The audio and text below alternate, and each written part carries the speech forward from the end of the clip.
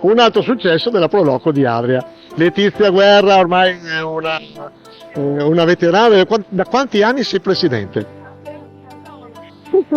Dal 2006, quindi insomma un po' di anni. Questo è il quinto mandato fresco, quindi ci tocca ancora, insomma, mi devono sopportare altri 4 anni.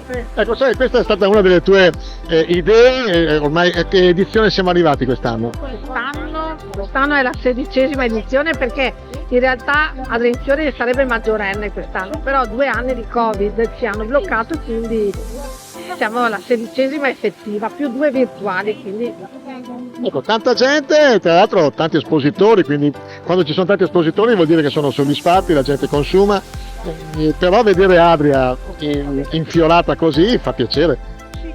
Sicuramente per noi è una grande soddisfazione, perché c'è un lavoro grosso anche dietro, quindi si comincia tanti mesi prima, poi insomma vedere che la gente risponde, proprio per noi è la più grande soddisfazione, insieme insomma a qualcuno che ci ringrazia, perché insomma abbiamo fatto una bella cosa.